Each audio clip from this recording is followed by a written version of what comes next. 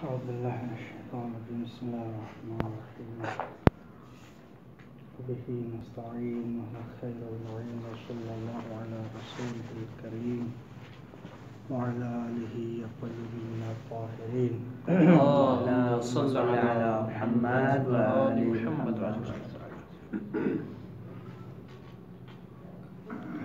خاتمة في شرائط الوصول. أما الاحتياط فلا يعتبر في حسنه شيء أصلا بل يحسن على كل حال إلا إذا كان موجبا لاختلال النظام. ولا تفاوت فيه بين المعاملات والعبادات مطلقا ولو كان موجبا للتكرار فيها.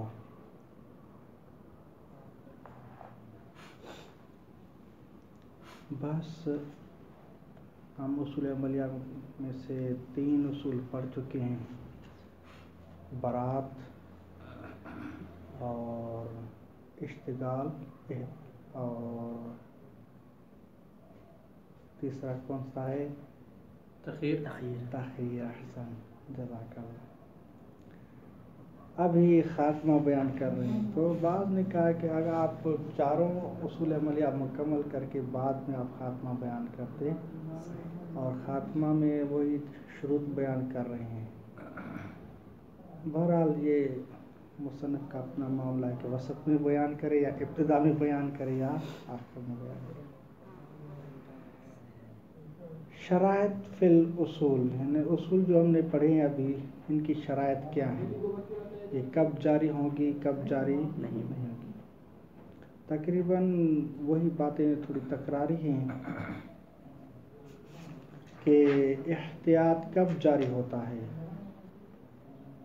تو مصنف کہا کہ احتیاط علی کل حال حسن ہے، اس کے لیے فقط ایک شرط ہے کہ اختلال نظام لازم نہ آئے. معاملات ہوں، عبادات ہوں، ہر صورت میں احتیاط حسن رکھتا ہے. چاہے احتیاط کی وجہ سے عمل ہم تکرراً انجام دیں، 4 جہد سے نماز پڑھ لیں، پھر بھی احتیاط کو حسن حاصل ہے. فقط احتیاط کے لیے اگر کوئی قادح ہے تو وہی اختلال نظام، اس کے علاوہ کوئی اور نہیں. لیکن ایک توہم کیا گیا ہے کہ احتیاط اگر موجب تکرار ہو تو عبادات میں قصد امتثال کے لیے مانع ہے. عبادات میں ہم قصد امتثال، چونکہ عبادات میں قصد امتثال ہے، اس کے لیے مانع ہے. یہ جو ہے توسلیات، ان میں تو کوئی حرج نہیں ہے، لیکن عبادات میں قصد امتثال چاہیے. وہاں کیا ہے؟ تکرار عمل مخل ہے اس قصد امتثال سے. کیسے کہہ رہے ہیں کہ دیکھیں کہ آپ مثال کے طور پر 10 آپ کے کیا ہیں سوٹ ہیں، ان میں سے ایک کیا ہے؟ نجس ہے. اور اب کیا کریں؟ تو آپ احتیاط کر کے، مثلا ہو سکتا ہے یہ پاک ہو، یہ نجس ہو، یہ پاک ہو، یہ نجس ہو، پتہ نہیں چل رہا، تو صبح کی بھی 10 نمازیں پڑھ لیں اور ظہر کی بھی، عصر کی بھی، ہاکذا. تو فرض کریں اگر کوئی انگریز یا کوئی غیر مسلم آپ کے ساتھ ہے، وہ کہے کہ یار یہ آپ مسلمان کیسے ہیں؟ یہ آپ اللہ کے امر کو انجام دے رہے ہیں یا اللہ کے امر سے کھیل رہے ہیں؟ یہ کیا ہے؟ آپ ایک 2 رکعت نماز، ہاں فقط 2 اللہ کی فرض ہیں، یہ 10 مرتبہ آپ پڑھ رہے ہیں، کیا ہے؟ کہ انہو مستشکل یہ کہنا چاہتا ہے کہ یہ کیا ہے؟ امر مولا سے عبثیت لازم آ رہی، کہ انہو امر مولا سے کھیل رہا ہے بندہ.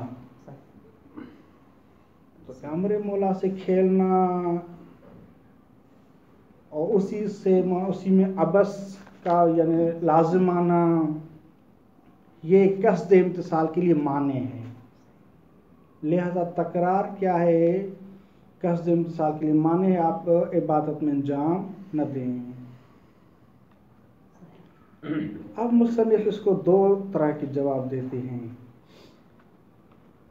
مصنف کہتے ہیں کہ اولاً تو ہم اس کو دیکھتے ہیں کہ آیا تکرار اور عبثیت دونوں میں متساوی کی صورت ہے؟ جہاں بھی تکرار ہوگا وہاں عبثیت لازم آتی ہے؟ آیا دونوں میں مساوات کی نسبت ہے تاکہ ہم کہیں کہ جہاں بھی تکرار ہوگا وہاں عبثیت لازم آتی ہے؟ نہیں، بسا اوقات تکرار جو ہے ایک امر، ایک غرض اقلائی کی وجہ سے انجام دیا جاتا ہے۔ بہت سے اغراض اقلائی پائی جاتی ہیں۔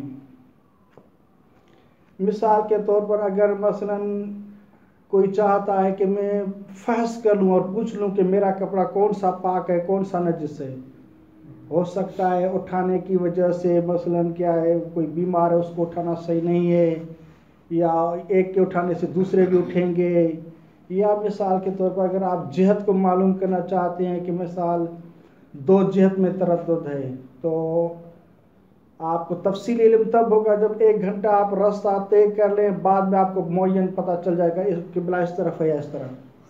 تو طے جائے کہ آپ 1 گھنٹہ لگائیں، آپ کیا ہے 5-5-10 منٹ میں 2 نمازیں پڑھ لیں۔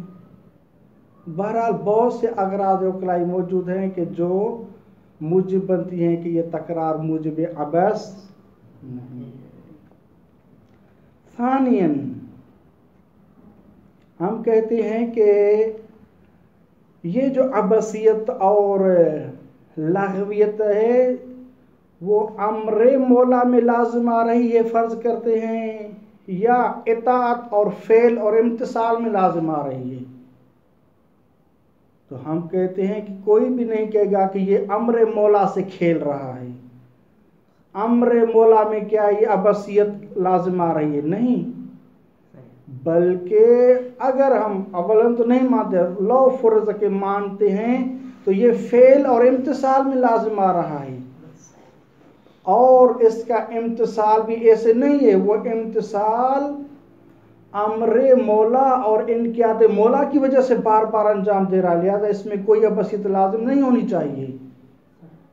لیکن لو فرض پھر بھی وہ کیا ہے امتثال میں، نہ کہ امر مولا میں، لہذا قصد امتثال اور تقرب کے لیے جو چیز مانے تھی وہ امر مولا میں کیا ہے عبثیت لازم نہ آئے، اور یہاں امتثال میں لازم آ رہی ہے، امر مولا میں لازم نہیں آ رہی، کیونکہ یہ انقیاداً انجام دے رہا ہے۔ ہو سکتا ہے اس طرف جہت ہو، اس طرف جہت ہو، اس طرف جہت ہو، یہ کہ انہو اس امر مولا کو ویلیو اور اہمیت دے رہا ہے، نہ کہ اس کو عبثیت پر حمل کر رہا ہے۔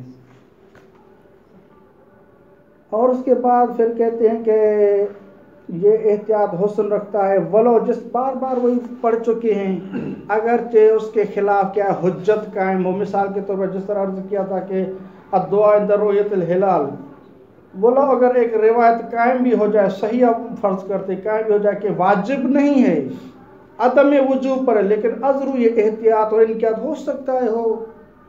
اس روایت نے یہ نہیں کہا کہ حرام ہے، اس نے فقط عدم الوجوب کا کہا ہے، تو لہذا یہ ازرو یہ احتیاط اور انقیاد دعا پڑتا ہے، اس میں کوئی حرج نہیں ہے۔ اس کو ملاحظہ کرنا، بعد میں دوسری اصل کی شرط بیان کرتے ہیں۔ عمل احتیاط، جہاں تک اصل عملی جو احتیاط ہے اس کی جو شرط ہے، فلا یعتبر فی حسن ہی شیء اصلا، احتیاط کے حسن میں کوئی چیز معتبر نہیں ہے، یعنی کوئی شرط نہیں ہے اس کے لیے، بل یحسن، بلکہ احتیاط حسن رکھتا ہے علی کل حال، ہاں اگر اس کے لیے کوئی شرط ہے، الا اذا کان، مگر یہ کہ احتیاط کیا ہے موجبن لاختلال النظام، یہ فقط ایک ہی اس کے لیے شرط ہے، باقی تمام موارد میں احتیاط کو حسن حاصل ہے۔ ولا تفاوت فیہ، اور حسن احتیاط میں کوئی فرق نہیں ہے، بین المعاملات، معاملات میں احتیاط کی جائے پھر بھی حسن ہے، اور عبادات کے درمیان ان دونوں میں کوئی فرق نہیں، چاہے معاملات ہوں یا عبادات ہوں، مطلقاً اس میں کوئی فرق نہیں حسن احتیاط میں، ولو کان موجبا لتکرار فیہا، اگرچہ احتیاط کیا ہے موجب بن رہا ہو لتکرار فیہا، عبادات میں اگرچہ موجب تکرار بنے پھر بھی حسن رکھتا ہے۔ وتوہم، یہ توہم کیا گیا کہ کون تکرار عبثا ولعبا بامر المولا، کہ صاحب ہدایت کی طرف سے یہ توہم کیا گیا کہ تکرار جو ہے یہ اور یہ عبادات میں آگے آ رہا ہے، تکرار عبث ہے واللعب ہے کھیلنا ہے کس کے ساتھ، بامر المولا، لہٰذا یہ جو تکرار ہے وہ یہ جو تکرار ہے ینافی قصد الامتثال، جو کہ قصد امتثال معتبر ہے فی العبادت، لہذا قصد امتثال جب معتبر عبادت میں یہ تکرار اسی کے لیے مخل اور مانع ہے۔ تو آگاہ خون کہتے کہ وتوہم کیا ہے، یہ فاسد ہے، لوضوح ان التکرار ربما یکون بداع صحیح عقلائی، یعنی تکرار میں اور عبثیت میں مساوات کی نسبت نہیں ہے، ٹھیک، لہذا ہو سکتا ہے کہ تکرار بسا اوقات اغراض عقلائی کی وجہ سے انجام دیا جائے، ربما یکون بداع صحیح عقلائی، عقلاء کہتے ہیں کہ ہاں یہ درست بات ہے، مع انہ لو لم یکن بہذا الداعی، چلو انہ یہ جو تکرار ہے لو لم یکن بہذا الداعی، یعنی بداع صحیح عقلائی کی وجہ سے نہ بھی ہو، وکان اصل اتیانہ بداع امر مولاہ بلا داع لہ سوا، اور وکان اصل اتیان العمل یا عبادت، اس مکلف کی طرف سے جو اصل عمل کا اتیان ہے وہ بداعی امر مولا ہو، وہ امر مولا کی دائی کی وجہ سے اس کو اہمیت دے رہا ہے کہ وہ چاروں طرف نماز پڑھ رہا ہے، بلا داعی للمکلف سوا ہو، اس امر مولا کے علاوہ کوئی اس مکلف کے لیے اور دائی نہیں ہے، تو کہتے کہ لو لم یکن بہذا الداعی، پھر بھی لما ینافی قصد الامتثال، پھر بھی یہ کیا ہے قصد امتثال کے منافات نہیں ہوتا، لما ینافی میں ہوا کہ زمین تکرار کی طرف کہ لما ینافی یا تکرار قصد الامتثال، پھر بھی کیا ہے قصد امتثال کے وہ تکرار منافات نہیں رکھتا، وَإِن كَانَ لَاغِيًا فِي كَيْفِيَّةِ امْتِثَالِهِ، اگرچہ یہ شخص مکلف کیا ہے اس تکرار کی وجہ سے لاغین فی کیفیت امتثال الامر، امتثال امر کی کیفیت میں یعنی عمل میں تو یہ ہم فرض کر سکتے کہ لاغی ہے، لیکن خود بذات جو امر ہے امر میں وہ لاغی یا عبث نہیں ہے، عبثیت نہیں کر رہا، لہذا جو چیز مخل تھی وہ امر مولا میں کیا ہے اس میں لاغیت یا عبثیت لازم آئے تب یہ مخل ہے قصد امتثال سے، لیکن یہاں امر میں کوئی لاغیت لازم نہیں آ رہی، منتہا یہ عمل میں ہے،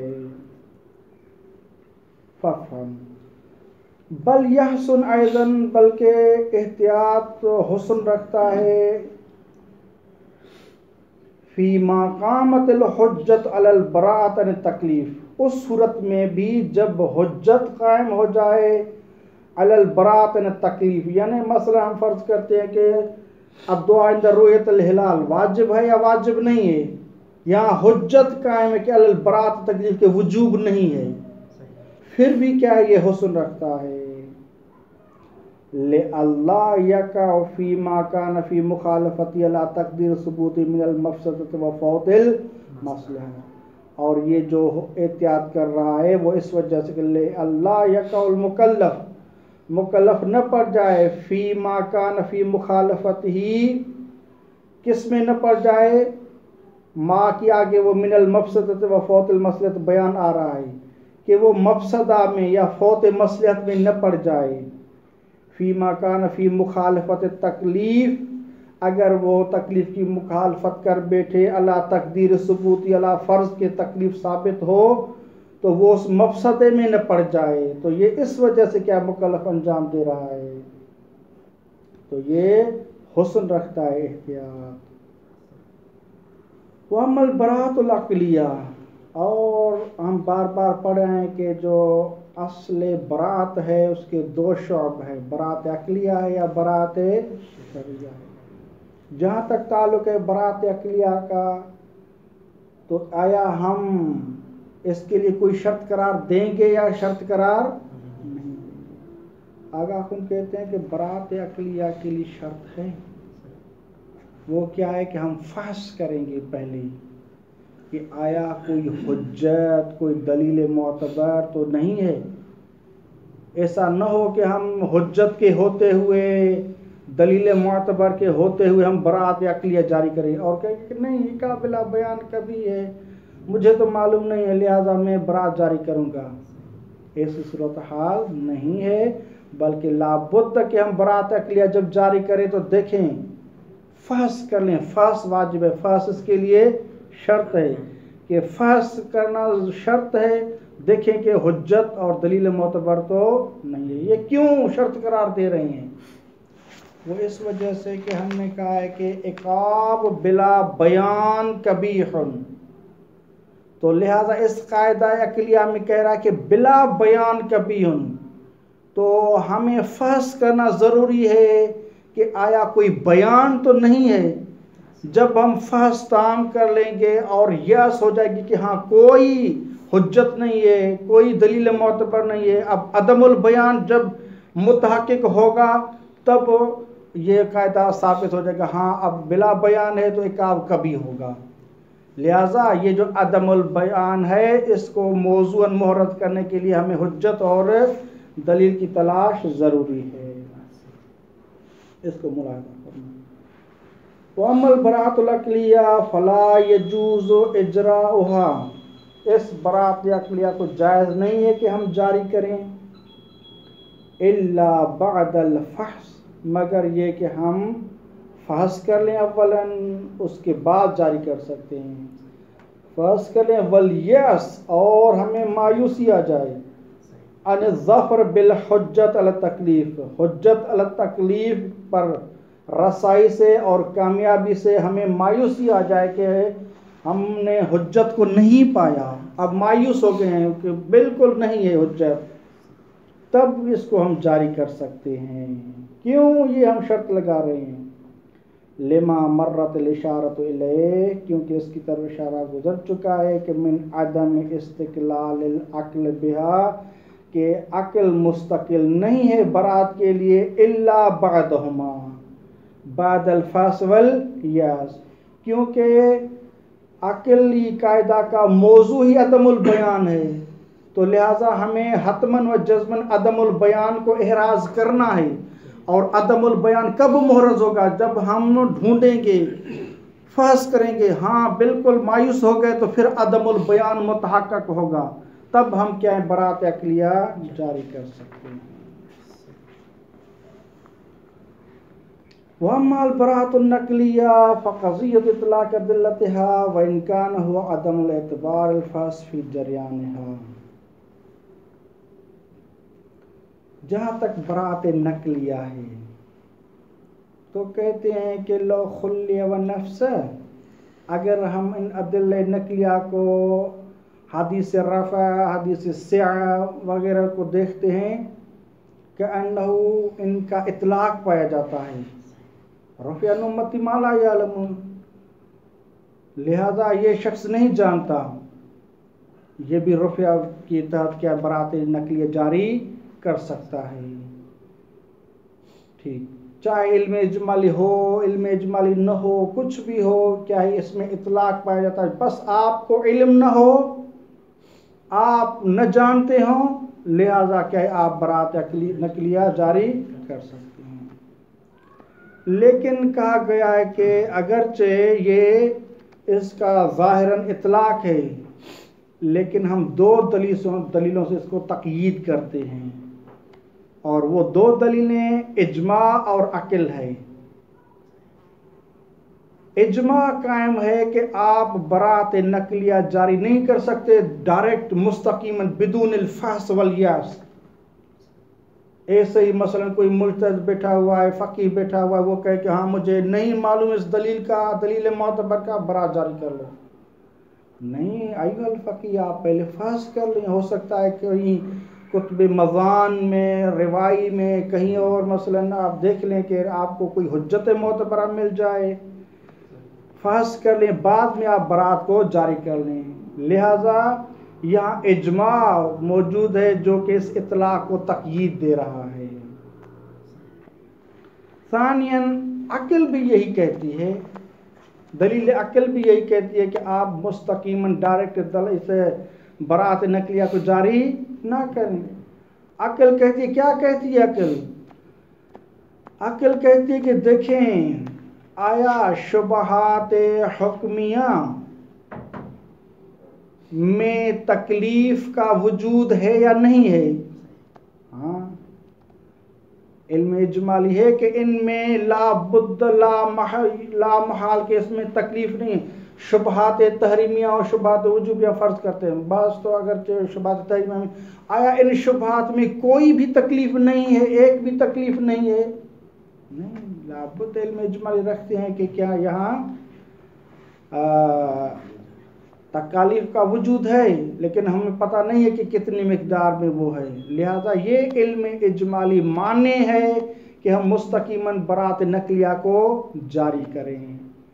لہذا ہم برات نقلیہ کو جاری نہیں کر سکتے، یہ عقل مانے ہے، کیونکہ عقل کہہ رہے کہ علم اجمالی ہے، اور علم اجمالی کے ہوتے ہوئے ہم برات کو جاری نہیں کر سکتے. الا ان کے بعد وہ آگے آپ جواب دیں گے کہ یہ علم اجمالی کیا ہے، منحل ہے. اس کو ملاحظہ فرمائیں.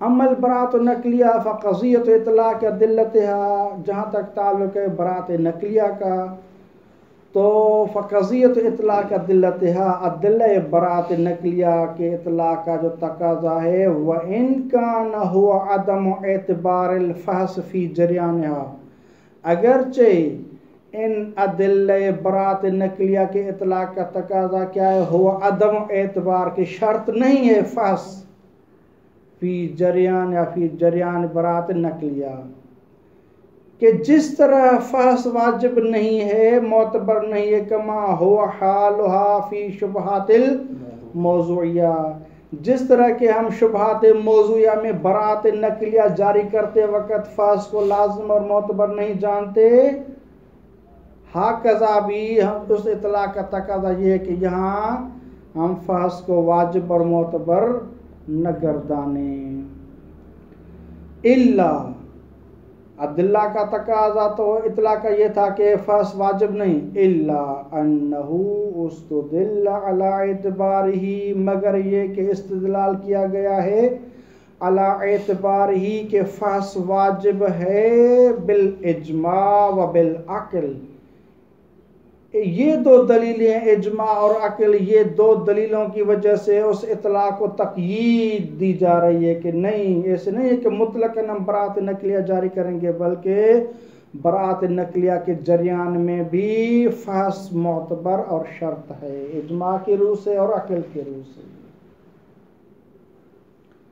فَإِنَّهُ لَا مَجَالَ لَهَا بِدُونِهِ، کیونکہ لا مجال للبراءۃ النقلیہ بدون الفحص، کیوں؟ حیث یعلم اجمالاً، کیونکہ ہمیں علم اجمالی ہے، بثبوت التکلیف بین موارد الشبہات، موارد شبہات میں ہمیں علم اجمالی ہے کہ تکلیف کا وجود ہے. لہذا یہ علم اجمالی معنی ہے کہ ہم مستقیماً برات نقلیہ کو جاری نہیں کر سکتے. بحیث، اس طرح علم اجمالی ہے کہ لو تفحص عنہ، اگر مکلف اس تکلیف سے فحص کرے، لظفر بھی، تو وہ اس تکلیف کو پا سکتا ہے. ولا یخفا، آگے آخر آتے ہیں اور کہتے ہیں کہ بھئی آپ نے اجماع کا دعویٰ کیا ہے، لیکن اجماع یہاں تام نہیں ہے. اجماع کے دو ہی قسم ہیں، یا اجماع منقول ہے یا اجماع محصل ہے۔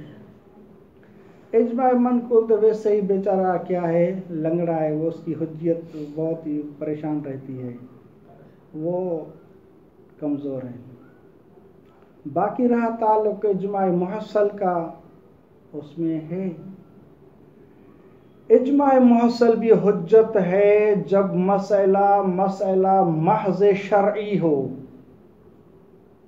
مثلا کوئی شرعی ہو کہ مثلا یہاں نماز میں فلاں چیز مثلا کیا ہے، وہ پڑھنی چاہیے نہیں پڑھنی چاہیے، یہ مسئلہ اس کے لیے کیا ہے، تو جو مسئلہ محض شرعی ہو، عقل کی اصلاً دخالت نہ ہو، تو وہاں ہم کہہ سکتے ہیں کہ اجماع محصل کیا ہے، وہ کاشف ہوتا ہے رائے الامام سے۔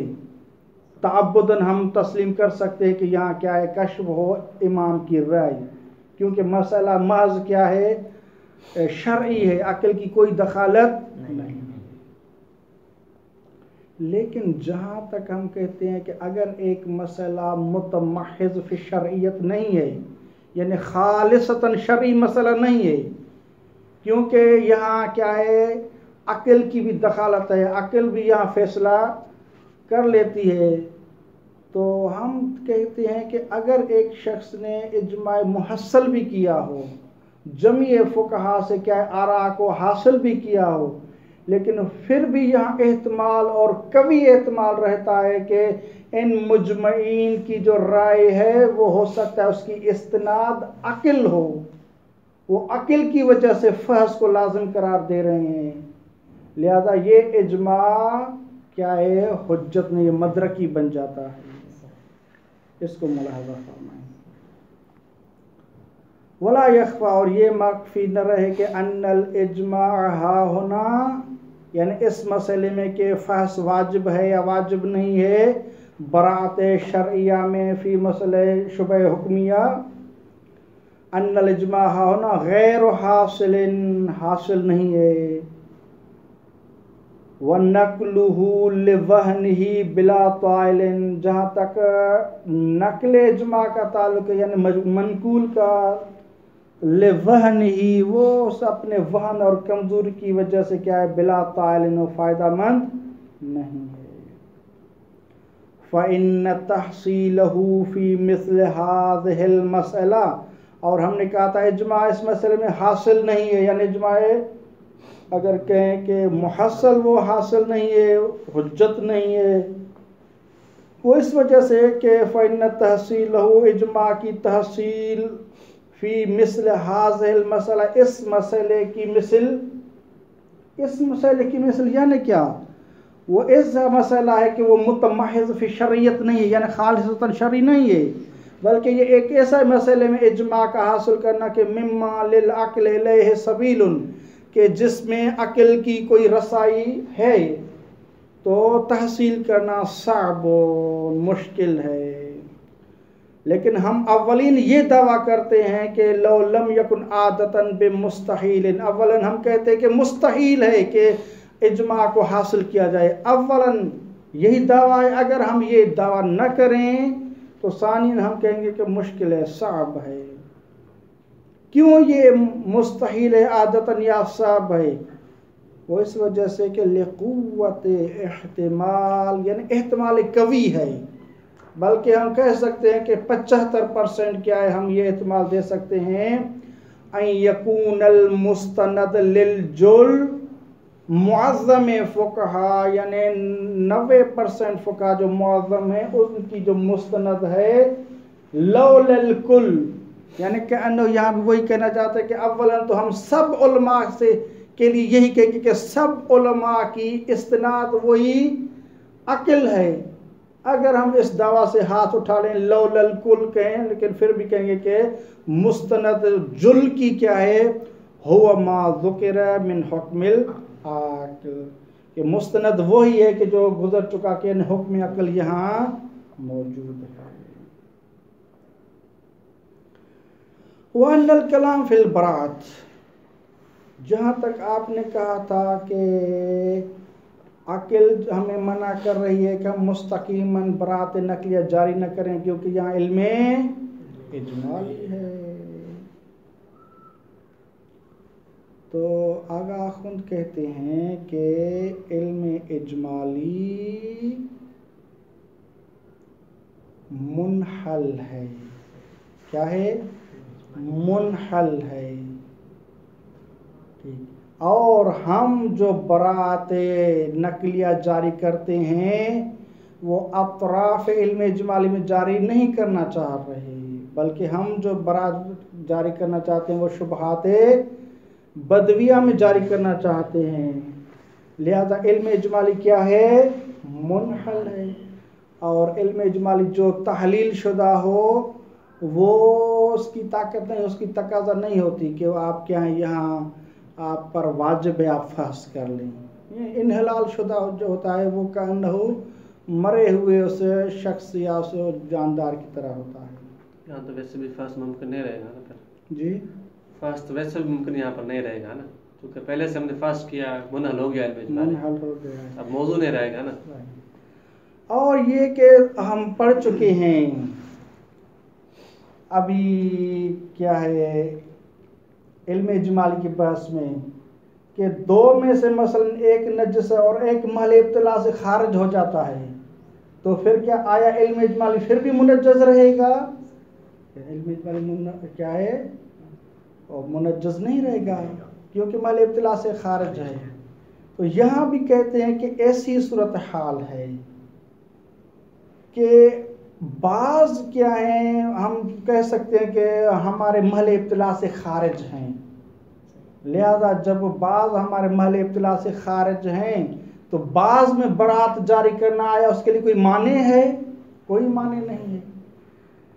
تو یہ جو محل ابتلا سے خارج ہونا اسی کی بہت سی وجوہات بیان کی جا سکتی ہے. ایک جو آگاہ خود نے کہا وَلَوْ لِعَدَمِ الْالْتِفَاتِ إِلَيْهَا، لیکن اس میں بھی تھوڑا کیلو کال کے آ گیا کہ آگاہ خود کہہ رہے کہ وَلَوْ حِينَ الْمُجْتَہِدُ، جب وہ جاری کر رہا تھا، برات جاری کرنا چاہ رہا تھا مثلا اور ایک استنباط کر رہا تھا، اس میں اتنا مگن تھا تو دوسرے شبہات کی طرف وہ اس کی توجہ نہیں تھی. تو دوسرے شبہات کیونکہ جب ان کی طرف التفات نہیں تھا، توجہ نہیں تھی کہ وہ محل ابتلا سے ہی خارج ہیں. یہ محل ابتلا میں فقط ایک چیز ہے، تو ایک چیز ہے تو وہ محل ابتلا، بقیہ محل ابتلا سے خارج ہیں، تو لہٰذا وہ محل ابتلا سے خارج ہے. یہاں علم اجمالی منجز نہیں ہے، ہم برات نقلیہ جاری کر سکتے ہیں. لیکن یہ کہ اس میں کیلو کال ہو سکتا ہے، اس کو ملاحظہ کرنا. وَأَنَّ الْكَلَامَ فِي الْبَرَاءَةِ، اور جہاں تک ہماری بحث جو ہے برات میں، فیما اس صورت میں ہے کہ لم یکن ہناک علم، یعنی علم اجمالی موجب لتنجز، علم اجمالی جو کہ موجب بنتا ہے تنجز کا وہ نہ ہو، ہماری وہاں کلام ہے. ٹھیک، اور یہاں جو علم اجمالی ہے وہ نہیں ہے، موجب تنجز نہیں ہے کیونکہ منحل ہو چکا ہے. کیسے وہ منحل ہو چکا ہے؟ اما ختم ہو گیا، یعنی وہ موجب تنجز نہیں ہے. وہ اس وجہ سے اما لانحلال العلم الاجمالی، وہ موجب تنجز یا اس وجہ سے نہیں ہے کہ یہ منحل ہو گیا علم اجمالی کے بالظفر بالمقدار المعلوم بالاجمال، کہ ہمیں کامیابی حاصل ہوئی ہے بمقدار المعلوم بالاجمال کے، اس وجہ سے کیا وہ موجب تنجز نہیں بن رہا. او لعدم الابتلاء، یا جو شبہات ہیں وہ محل ابتلا میں نہیں ہیں، اگر وہ محل ابتلا میں ہیں تو بما اتنی مقدار میں شبہات محل ابتلا میں ہیں کہ لا یکون بینہا، ان موارد شبہات میں ہمیں علم نہیں ہے تکلیف کا ان موارد شبہات میں. لہذا اس مقدار میں ہے کہ وہاں ہمیں علم اجمالی نہیں ہے کہ یہاں کیا ہے علم کوئی تکلیف ہو، تھوڑی مقدار میں ہیں. مثلا بعض ہمارے کیا محل ابتلا سے خارج ہو گئے ہیں، اب جو بقیہ ہیں ان میں کیا ہے علم بتکلیف نہیں ہے کہ ان موارد شبہات میں کیا تکلیف ہو. ٹھیک، اور یہ محل ابتلا سے کیوں خارج ہو گئے ہیں؟ بہت سی وجوہات دی جا سکتی ہیں. وَلَوْ لِعَدَمِ الْالْتِفَاتِ إِلَيْهَا، ولو اس وجہ سے مال ابتلا سے خارج ہو گئے ہوں کہ کیونکہ مکلف اور فقیر ان کی طرف ملتفت نہیں ہے، لیکن یہ کیلو کال اس میں ہو سکتی ہے۔ آخر میں مصنف کہتے ہیں کہ ہم نے 2 دلیلوں کو تو رد کر دیا جو ان کو تقیید دے رہی تھیں، ہم ایک اور لے آتے ہیں دلیلیں عدلہ۔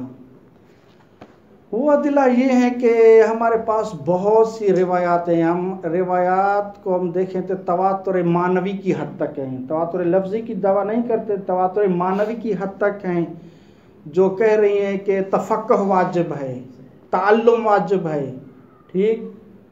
تو لہذا یہ جو روایات ہیں ان کو ہم کیا ہے تقیید دے سکتے ہیں ان براءت کے عدلہ کے لیے۔ وہ کہہ رہے ہیں کہ آپ مطلقاً کیا کریں، برات جاری کریں، آپ کو علم اور فیض کی کوئی ضرورت نہیں ہے، لیکن یہ عدلہ کہ نہیں، آپ پر کیا ہے تعلم واجب ہے، علم حاصل کر لو، فیض کر لو، اور بعض تو مواخذے کے اس میں آئی ہوئی ہیں کہ یوم القیامت اللہ تبارک و تعالیٰ سوال کرے گا کہ حلا تعلم، تو پہلے آپ نے عمل کیوں نہیں کیا؟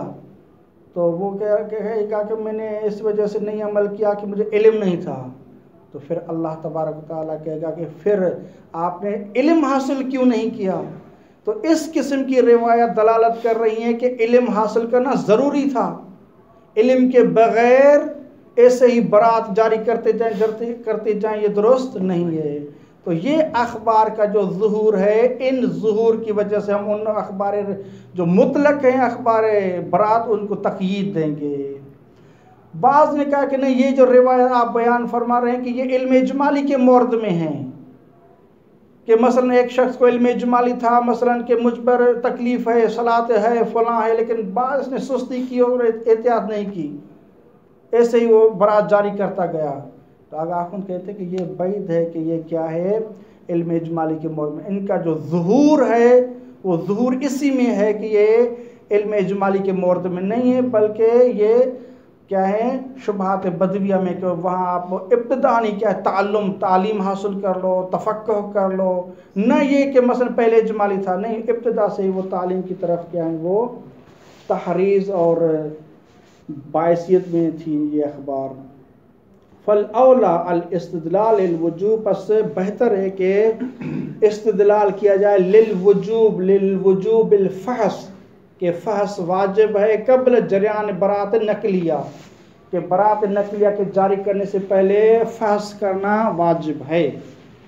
استدلال کیا جا سکتا ہے وجوب کے لیے بما دل، کس کے ذریعے سے ہم استدلال کریں گے؟ بما دل من الآیات والاخبار، ہمارے پاس آیات و اخبار ہیں علی وجوب تفقہ، کہ واجب ہے و تعلم، والمواخذۃ علی ترک تعلم، اور بعض روایت یہ کہہ رہے ہیں کہ مواخذہ اور سرزنش کرے گا اللہ تبارک و تعالیٰ ترک تعلم پر، فی مقام الاعتذار، جب وہ عبد کیا ہے عذر پیش کرے گا اپنی طرف سے، ان عدم العمل، کہ میں نے عمل اس وجہ سے انجام نہیں دیا کہ بے عدم العلم، مجھے علم نہیں تھا، تو اس مورد میں سرزنش کے طور پر یہ آئی ہوئی ہیں روایات۔ بقولہ تعالیٰ کما فی الخبر، کہ اللہ تعالیٰ کا یہ فرمان کہ جس طرح روایت میں آیا ہوا کہ حلا تعلمت، پہلے یہ سوال کیا کہ آپ نے عمل کیوں نہیں کیا؟ تو وہ کہے گا کہ اللہ تبارک و تعالیٰ مجھے تو علم نہیں تھا۔ تو دوبارہ اللہ تبارک و تعالیٰ فرمائیں گے حلا تعلمت، کیوں آپ نے علم حاصل نہیں کیا؟ فیقید بہا، پس تقیید دیا جائے گا ان اخبار کی وجہ سے، جو اخبار، جو آیات و اخبار جو کہ وجوب تفقہ اور تعلم کے لیے ہیں، ان اخبار کی وجہ سے تقیید دی جائے گی اخبار البراءت، جن کا اطلاق تھا، ان اخبار برات کے اطلاق کو تقیید دی جائے گی۔ کیوں؟ لقوت ظہورها، کیونکہ یہ جو اخبار و آیات جو کہ تفقہ، تعلم اور مواخذے کے مورد میں تھی، ان کا ظہور قوت رکھتا ہے، کس میں؟ فی ان المواخذۃ والاحتجاج، کہ اللہ تبارک و تعالیٰ نے جو مواخذہ اور احتجاج کیا ہے بے ترک تعلم فیما لم یعلم، کہ آپ نے تعلم کو کیوں ترک کیا تھا؟ فیما لم یعلم، جبکہ علم آپ کو نہیں تھا۔ لا بترک العمل فیما علم وجوبہ ولو اجمالا، یہ روایات اور مواخذہ والی روایات، احتجاج والی روایات اس مورد میں نہیں تھی کہ ایک شخص کو علم اجمالی تھا یا علم تفصیلی تھا اور وہ عمل نہیں کر رہا تھا، نہیں، اس کے مورد میں نہیں تھا کہ وہ سرزنش کی جائے. لا بترک العمل فی ما علم وجوب، اس مورد میں کہ جہاں اس کو علم تھا وجوب کا یا تفصیلی ولو اجمالا، نہ اس مورد میں یہ روایات نہیں ہیں. پس فلا مجال، خلاصۃ الکلام کہ فلا مجال، کوئی مجال نہیں ہے، للتوفیق بحمل حاصل اخبار علی ما اذا علم اجمالا، کہ ہم یہ توفیق دیں اور یہ جمبندی اس طرح کریں کہ بحمل حاصل اخبار، ان اخبار کو حمل کریں کہ یہ جو مواخذہ یا تفقہ اور تعلم وغیرہ کے لیے جو آئی ہوئی ہیں ان کو حمل کریں علامہ ایسی صورت پر کہ اذا علم یا اذا علم اجمالا، جب مکلف کو علم و اجمالی طور پر، نہیں اس مورد کے لیے روایات نہیں آئی ہوئی ہیں. ففم وقت نے صلی اللہ علیہ رسول